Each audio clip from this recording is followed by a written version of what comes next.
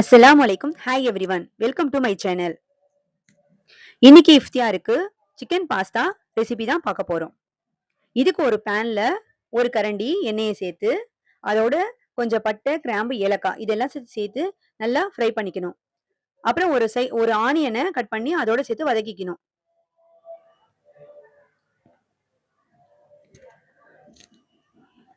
Onion கொஞ்சம் நல்லா fry ஆகணும்.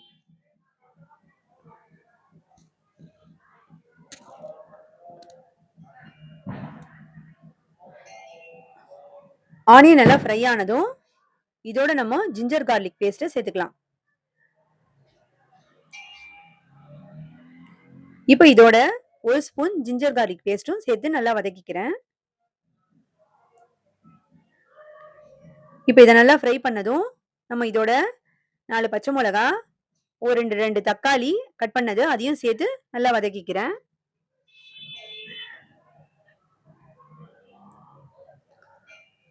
நல்லா ஃப்ரை பண்ணதும் 1/2 ஸ்பூன் மஞ்சள் தூள், 1 ஸ்பூன் மிளகாப்பொடி இது எல்லாத்தையும் சேர்த்து நல்லா ஃப்ரை பண்ணிக்கிறேன்.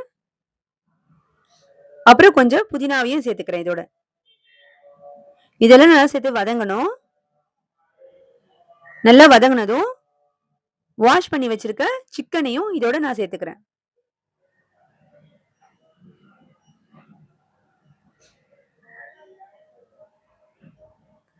இதையும் நல்லா சேர்த்து நல்லா ஃப்ரை பண்ணுங்க. கொஞ்சம் ஃப்ரை ஆனதும் இப்போ நம்ம சிக்கனுக்கு வேகிறதுக்காக கொஞ்சம் தண்ணி சேர்த்துக்கலாம்.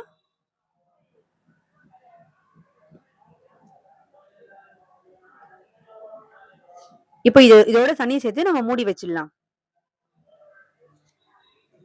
ஒரு 15 நிமிஷம் வச்சா போதும். நீங்க சிக்கன் சீக்கிரமா குக் ஆயிடும்.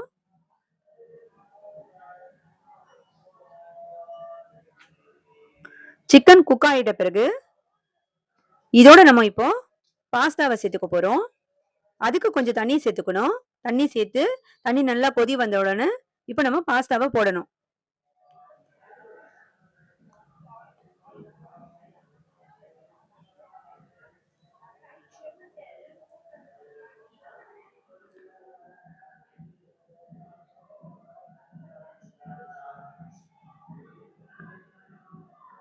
பாஸ்தாவை போட்டதும் கொஞ்சம் கலக்கி விடுங்க. ஏன்னா கீழே அடி பிடிச்சிக்கும். அப்புறம் மீடியம் ஃப்ளேம்லயே வைங்க. ஹை ஃப்ளேம்ல வைக்காதீங்க. சீக்கிரமா தண்ணி வத்திடும். உங்களுக்கு பாஸ்தா வந்து கரெக்டா குக் ஆகாது. நம்ம லோ ஃப்ளேம்லயே வச்சு பண்ணும்போது நல்லா குக் ஆயிடும். இப்போ உங்களுக்கு இந்த மாதிரி ஸ்டேஜ்ல இருக்கும்போது இப்போ நம்ம இதோட ஒரு 1/2 ஸ்பூன் சிக்கன் மசாலாவை சேர்க்கிறேன். ஃப்ளேவருக்காக நல்லா இருக்கும். இப்போ இது எல்லாத்தையும் நல்லா கலக்கி விடணும். அப்புறம் கொஞ்சம் மேல புதினாவை போட்டுக்கிட்டேன். இதையும் சேர்த்து நல்லா ஃப்ரை பண்ணிக்கோங்க.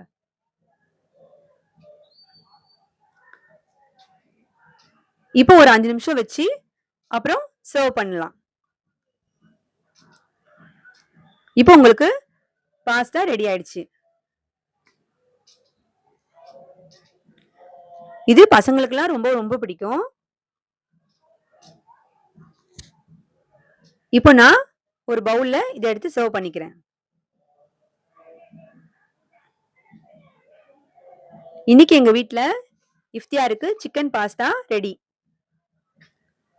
ஓகே ஃப்ரெண்ட்ஸ், இந்த ரெசிபி உங்களுக்கு பிடிச்சிருந்தா கண்டிப்பா ட்ரை பண்ணுங்க. லைக் பண்ணுங்க, ஷேர் பண்ணுங்க.